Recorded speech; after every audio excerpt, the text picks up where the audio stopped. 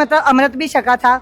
उसके बाद मैं नहीं सेटिस्फाई हुई, बाद में मैंने ये स्कॉन में भी गई, वहां मैंने नाम दीक्षा ली, इतना तिलक लगाती थी, गले में गुथली डाल के माला लेके मैं बोलती थी और ऐसे जंप लगा लगा के हम बोलते थे राधे राधे श्याम मिला दे।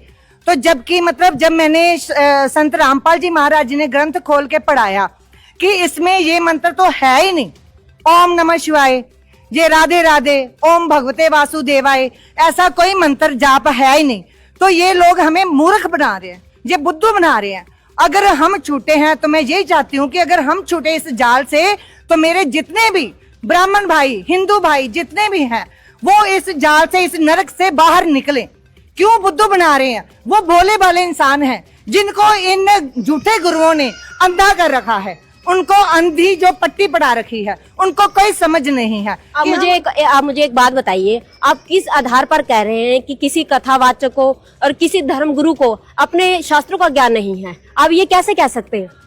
ऐसा है कि जैसे हम काफी कथाएं हमने सुनी हैं और वो क्या करते थे कि श्रीमद् भगवत गीता जी में जैसे श्लोक में मंत्र लिखे हैं, जैसे व्रज शब्द है इसमें और उसका मतलब होता है कि जाना, और इन्होंने उसका शब्द का अर्थ कर दिया आना। और इन हिंदुओं को, इन जो हिंदू गुरु, धर्म गुरु हैं, इनको इस बारे में कोई भी नॉलेज नहीं है, इनको कोई ज्ञान नहीं है। और दूसरी बात ये है, मेरे ससुर जी की डेथ हुई तो इन्होंने श्राद्ध करवाए, पिंड भराए, और बाद में इन्होंने क्या किया कि जब पिंड भरवाए तो उसके बाद गरुड़ पुराण पाठ रखा। क्या मतलब है? जो बंदा मर गया वो क्या सुनेगा गरुड़ पुराण पाठ का? उसको क्या फायदा है? उसकी आत्मा तो चलेगी। और फिर पंडित जी हम कर रहे हैं 5 पिंड 11 पिंड बना के हम कर रहे हैं उसकी जो सेवा, तो हमें बाद में वो कहते हैं कि देखो ऊपर खाना रखो तो देखो कौवा खा गया।